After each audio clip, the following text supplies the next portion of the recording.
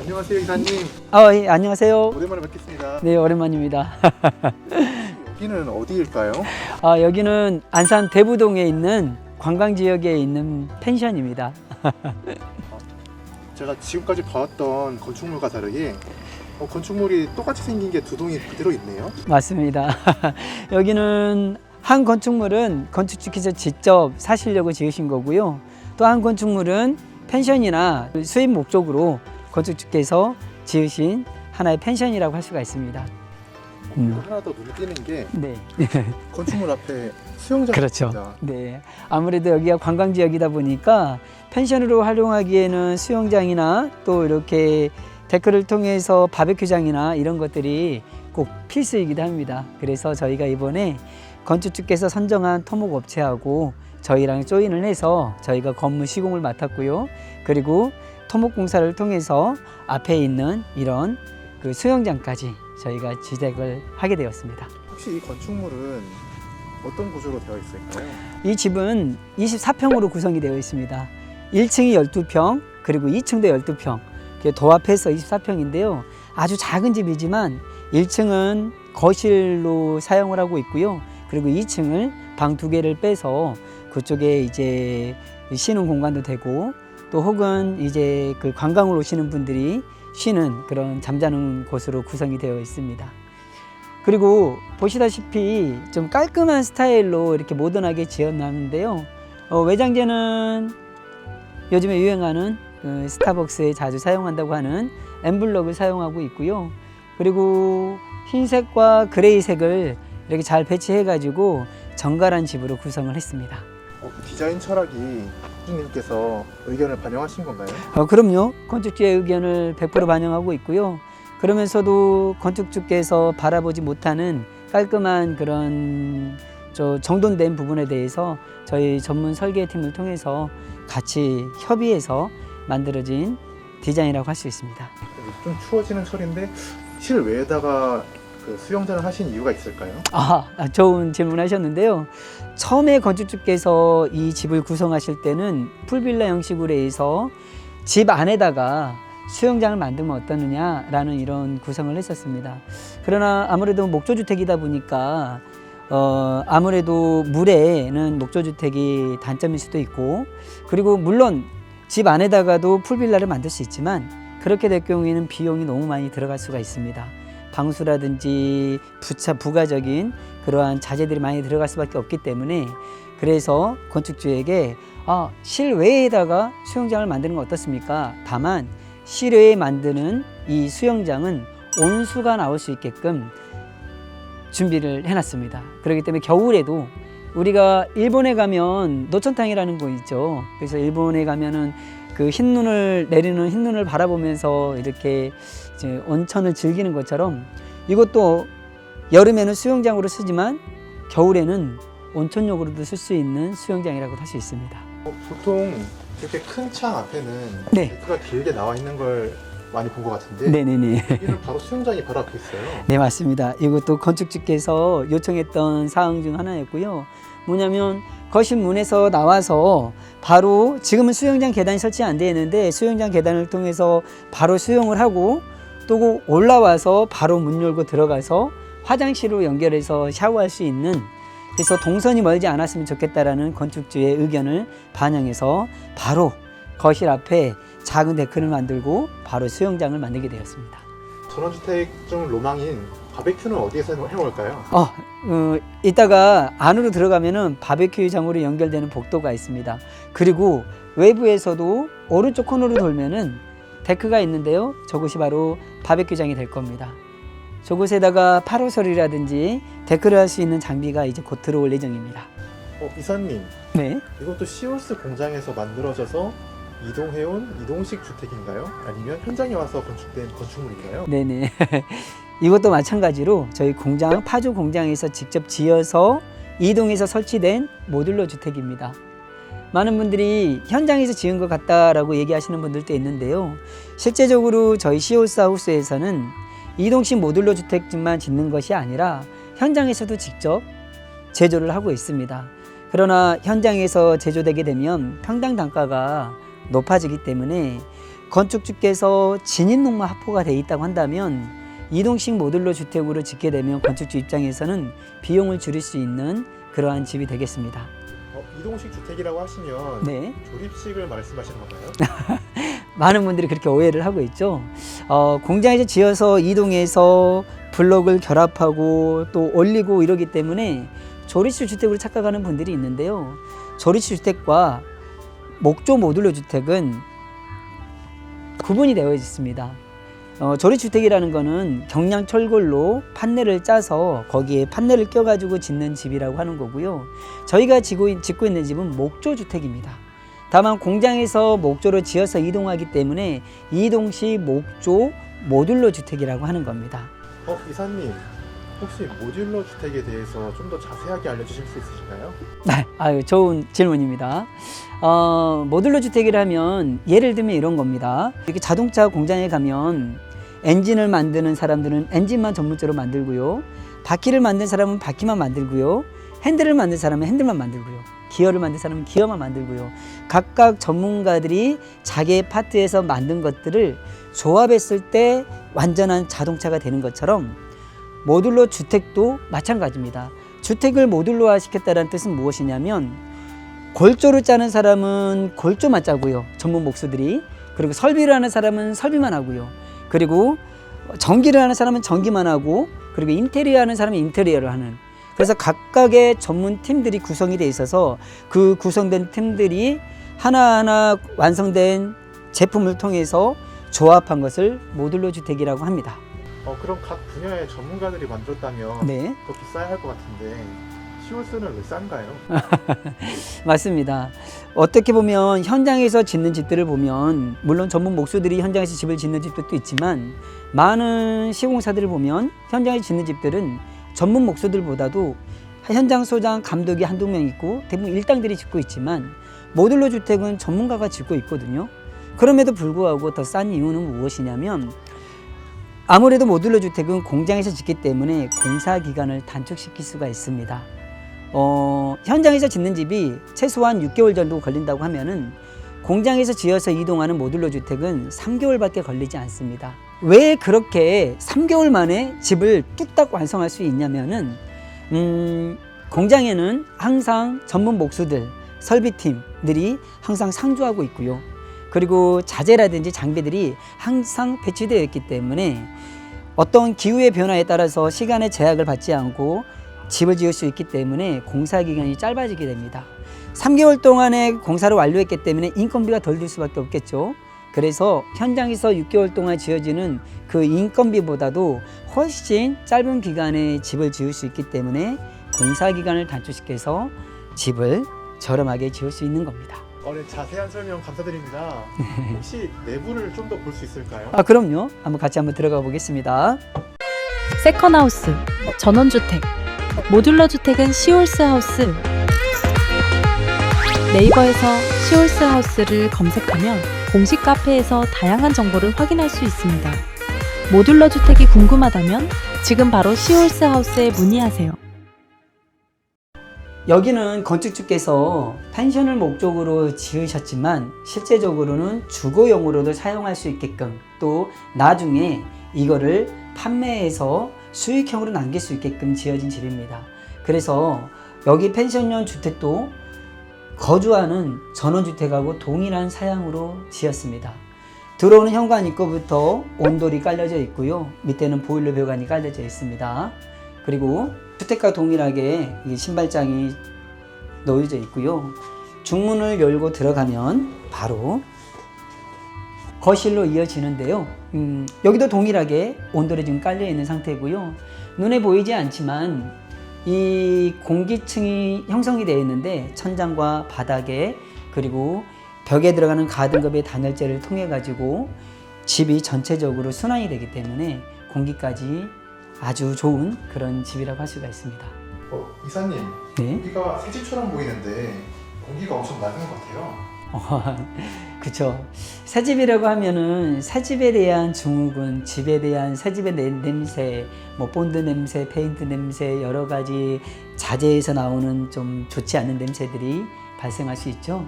하지만 저희 시올스 하우스에서 짓고 있는 우리 자재들은 대부분이 친환경적인 자재들입니다. 저희가 쓰고 있는 목재도요, 캐나다에서 공급되고 있는 목재를 쓰고 있고요, J 그레이드라는 등급이 높은 그러한 등급의 나무를 쓰고 있습니다. 뿐만 아니라 이 뼈대와 뼈대 사이에 들어가는 단열재도 전부 가등급으로 되어 있습니다. 이곳이 안산인데요, 중부 이 지역에 해당이 됩니다. 중부 이 지역이기 때문에 단열재를 나등급, 다등급을 써도 전혀 무관합니다. 그러나 저희 회사에서는 반드시 중부 1지역, 중부 2지역, 남부 지역, 제주도 지역까지 관련하지 않고 저희는 무조건 가등급의 단열재를 씁니다. 그렇게 해야지 단열재가 갖고 있는 여러 가지 기능들을 제대로 살릴 수가 있는 겁니다. 그 단열재라는 말은 말 그대로 열만 보온할 때 쓰는 게 아닌가요? 그렇죠. 많은 분들이 그렇게 생각을 하고 있습니다. 물론 단열재는 보온의 역할을 갖고 있습니다. 그렇기 때문에 저희가 보온의 역할을 하고 있기 때문에 바닥에도 단열재가 들어가고 벽에도 단열재가 들어가고 천장에도 단열재가 들어가는데 정 6면이 다 가등급의 단열재가 들어가 있습니다. 그러나 단열재 역할이 비단 보온의 역할만 갖고 있는 건 아닙니다. 보온의 역할도 갖고 있고 좋은 등급의 단열재를 쓰게 되면 여름에 시원하게 하는 기능까지 갖고 있습니다. 게다가 소음을 잡아주는 차음 역할도 갖고 있고요. 그리고 충격을 흡수해주는 충진 역할까지 갖고 있습니다. 제가 알기로는 시월스가 온돌로 유명하다고 들었는데 네네. 혹시 이 펜션도 온돌로 되어 있을까요? 맞습니다. 이동식 주택에서는 온돌이 불가하다라고 생각하는 분들이 많이 있습니다. 실제적으로 다른 현장에서 짓는 집들 보면은 이동식 주택은 온돌을 쳐서 이동하는 그런 모듈러 주택은 사실 찾기가 어렵습니다. 왜냐하면 이동하는 과정 중에 온돌이 깨질 수 있거든요. 그런데 온돌이 깨지지 않게 이동을 하려면은 어떠한 공정이 하나 더 추가가 돼야 되겠죠. 바로 시홀스 하우스에서는 1층 바닥에 철 프레임을 짜서 그 안에 나무를 놓고 단열재를 놓고 그리고 나서 합판을 치고 관을 연결하고 그 위에 온도를 치기 때문에 그 상태에서 프레임 전체를 같이 들어서 이동하기 때문에 전혀 깨짐이 없습니다. 그리고 1층만 그런 게 아니라 동일하게 2층도 그런 형태로 같이 동일하게 제조되기 때문에 2층에서도 마저 층간소음이 전혀 없습니다. 이동식 목조주택의 1, 2층 온돌까지 엄청난 스펙인 것 같은데요. 그러면 이 온돌이 현관, 화장실 1, 2층까지 다 덮고 있다면 난방비가 많이 나오는 건 아닌가요? 많은 분들이 전원주택을 지을 때 가장 걱정하는 부분들이 집을 따뜻하게 짓고 싶다. 근데 따뜻하게 살려고 하면은 난방비가 많이 나올 텐데 이 걱정을 하고 있습니다. 저희 시홀스 하우스에서는 그러한 문제들을 다 해결한 집이라고 볼 수가 있습니다. 우선은 말씀하셨던 대로 현관 입구부터 화장실 그리고 하다못해 계단 밑에 창고까지도 모든 보일러 배관이 깔려져 있습니다. 그렇기 때문에 따뜻할 수밖에 없는데 그리고 단열재도 가등급의 단열재를 쓰기 때문에 너무나 따뜻할 수밖에 없는데 그렇다면 전기세는 어떻게 하죠? 난방비는 어떻게 하죠? 근데 걱정할 필요가 없습니다. 한번 온기가 데펴지면 외출 모드로 해놓아도 그 온기가 단열재, 가등급의 단열재들이 잡고 있고요. 그리고 공기층이 형성이 되어 있기 때문에 벤트를 통해서 공기가 흐르면서 전체적으로 집을 따뜻하게 합니다. 그래서 일반 전원주택보다도 난방비가 2분의 1 가격도 안 나갑니다. 그럼 이사님, 네. 본격적으로 내부 설명 가능하실까요? 네네. 24평으로 지어진 아주 심플한 집이기 때문에 집 구조도 아주 심플하게 했습니다. 1층은 거실로만 구성이 되어 있습니다. 1층은 거실로 구성이 되어 있고 그리고 수영장에서 바로 들어와서 샤워도 할 수 있고 씻을 수 있는 화장실 그리고 작은 보일러실 그리고 여기를 데펴줄 수 있는 그 보일러실의 온수 그리고 작은 창고를 계단 밑에다가 형성했습니다. 거실에 바로 이 공간이 거실 창문이 되고요. 거실 창문을 열고 나가면은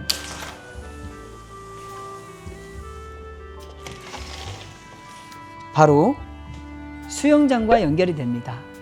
이제 수영장에서 여기서 수영을 하고 바로 올라와서 거실 문을 통과해서 화장실로 들어가서 씻을 수 있게끔 그렇게 가까운 동선으로 이렇게 구성이 되어 있습니다.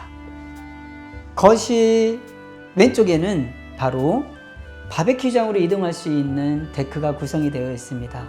터닝도어를 열고 나가면은 넓은 테라스가 구성이 되어 있는데요. 바로 이곳에서 바베큐 파티를 할 수 있는 그런 공간이라고 볼 수 있습니다. 펜션에 맞게 주방도 이렇게 아담하게 구성을 했고요.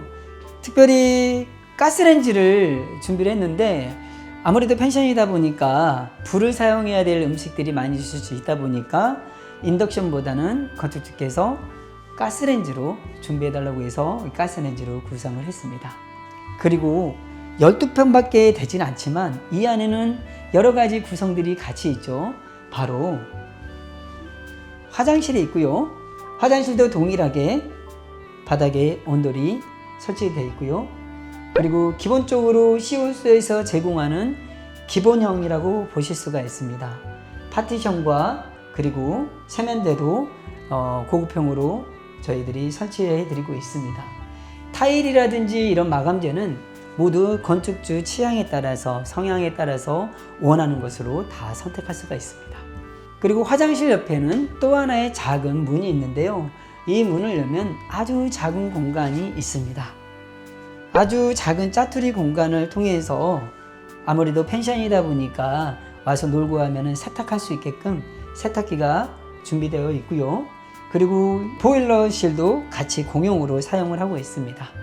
그리고 이곳이 계단으로 올라가기 전에 계단 밑에 있는 작은 창고입니다. 어떻게 보면 죽을 수밖에 없는 공간인데 이 공간을 살려서 작은 문을 달아서 이 안을 수납장이나 청소 도구를 놓을 수 있게끔 구성을 해놓았습니다.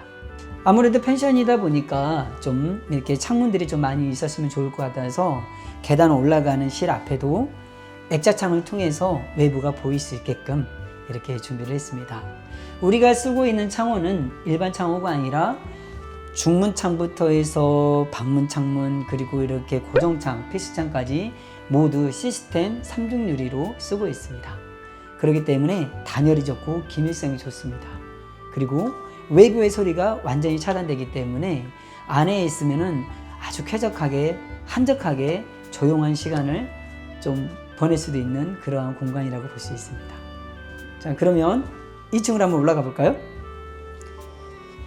2층의 계단도 멀바우로 해서 좋은 자재로 저희가 기본적으로 제공하고 있는 자재이고요. 그리고 올라오시면서 뒤져보면 아시겠지만 전혀 삐그덕거림이라든지 그런 목조가 주는 형상들이 전혀 없고 단단합니다.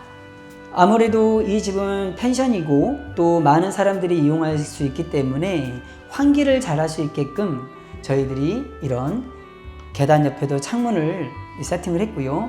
그리고 계단 올라오는 계단실 앞에도 이렇게 큰 창문을 통해서 저희들이 환기가 될 수 있게끔 준비를 했습니다. 2층도 동일하게 1층과 동일하게 12평으로 구성이 되어 있습니다. 근데 실제적으로 계단실을 제외하게 된다면 실제적으로 10.5평 정도밖에 되지 않지만 이 작은 공간에 방이 2개가 구성되어 있고 그리고 화장실 1개 구성이 되어 있습니다. 그리고 이 홀에도 또 작은 붙박이장을 통해서 이곳에 친구들이라든지 옷가지를 놓을 수 있게끔 공간을 만들어 놨습니다. 자, 이곳이 2층에 있는 첫 번째 침실입니다. 큰 창문과 함께 또 그리고 소방창을 통해서 전망을 바라볼 수 있는 그런 창문이 구성이 되어 있습니다. 2층에 있는 두 번째 방입니다. 2층에 있는 두 번째 방에도 큰 창문이 있는데요. 여기는 누구나 구경할 수 있게끔 밖의 전망을 볼 수 있게끔 큰 창으로 구성되어 있고요. 이 문을 열어서